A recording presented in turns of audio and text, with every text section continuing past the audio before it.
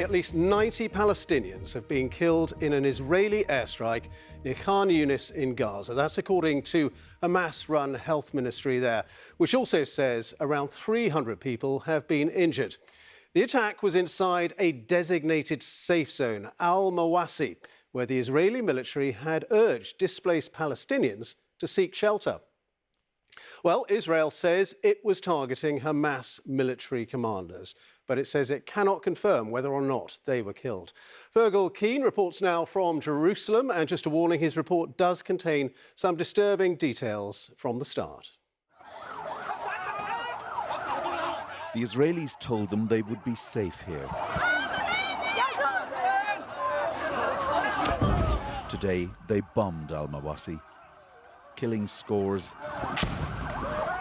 wounding hundreds, saying they targeted senior Hamas leaders hiding among civilians. We were sitting in the tent, nothing was happening. Suddenly a rocket fell. Children were in pieces. Look at us, world, have some feelings. The streets around the blast sites littered with casualties. Our cameraman arrived at the aftermath to find a refuge devastated. At Al Nasser Hospital, the dead were taken out as the wounded kept arriving.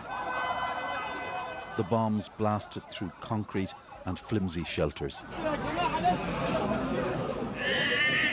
and into the bodies of human beings. What did they look like? Asks Mohammed Deif. In pieces and cut up. You find heads and hands here and there. You find feet. It was an ugly image.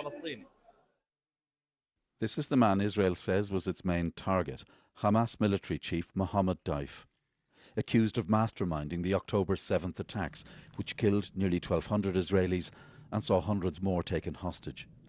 His fate and that of his deputy is unclear. Tonight, Israel's leader said he'd approved the attack in advance. Rafa Salama. There is still no absolute certainty that the two were eliminated, but I assure you that we will get to all of the Hamas leadership, one way or another. Osama Ahmad's father was one of those killed today, a rescue worker. I only saw you this morning, he says.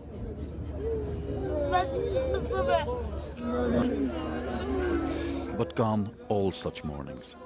And what faith here now in Israel's promise of a safe zone? Fergal, Keane, BBC News, Jerusalem. Well, we can go live now to our Middle East correspondent Lucy Williamson, who's in Jerusalem for us tonight. So, Lucy, reports of 90 dead, and as we heard there, the Israeli Prime Minister saying they're not sure actually they even got their target. So does all this mean fresh scrutiny for Israel? Yes, I think the size of this strike and the number of casualties, including reportedly many children, are likely to raise fresh international questions over where and how Israel targets Hamas leaders. Israel's Prime Minister Benjamin Netanyahu a short while ago gave a press conference and he said he'd authorised the attack after asking military chiefs 3 questions. He wanted to know if there were any Israeli hostages in the area, what kind of weapons would be used, and also what he called what the collateral damage would be. There was no reference in that press conference to the 90 people reported dead, and none of the local Israeli media raised it either. But it is likely to be raised as a question outside Israel, a question about the civilian toll exacted in a strike against 2 military targets.